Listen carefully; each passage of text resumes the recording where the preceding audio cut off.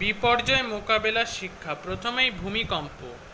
ভূ অভ্যন্তরে সৃষ্টি হওয়া কোনো কম্পনের ফলে ভূত্বক যখন হঠাৎ কেঁপে ওঠে তখন তাকে ভূমিকম্প বলে। ভূগর্ভের মধ্যে যে নির্দিষ্ট অঞ্চল থেকে ভূমিকম্পের উৎপত্তি হয় তাকে বলে ভূমিকম্পের কেন্দ্র, আর কেন্দ্র ঠিক ওপরে অবস্থিত ভূত্বকের স্থানকে বলে উপকেন্দ্র।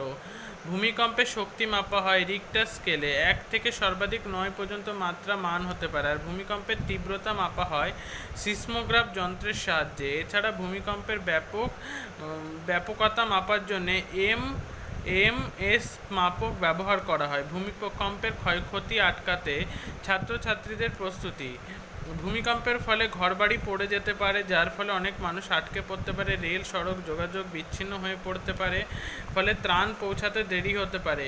এরম অবস্থায় আটকে পড়া মানুষদের দ্রুত সাহায্য করাটা জরুরি। ছাত্রছাত্রীরা খুব ভালোভাবে প্রাথমিক সাহায্যকারী এবং প্রাথমিক শুশ্রূষাকারীর ভূমিকা পালন করতে পারে, আর তার জন্যে তাদের থাকা চাই প্রাথমিক শুশ্রূষা করার ন্যূনতম জ্ঞান। ভূমিকম্প যেসব অঞ্চলে খুব ভয়ঙ্কর প্রভাব ফেলে সেই সব অঞ্চলে ছাত্রছাত্রীরা যে কাজটা সবচেয়ে বেশি করে করার দরকার তা হলো ভূমিকম্পের সচেতনতা বৃদ্ধি।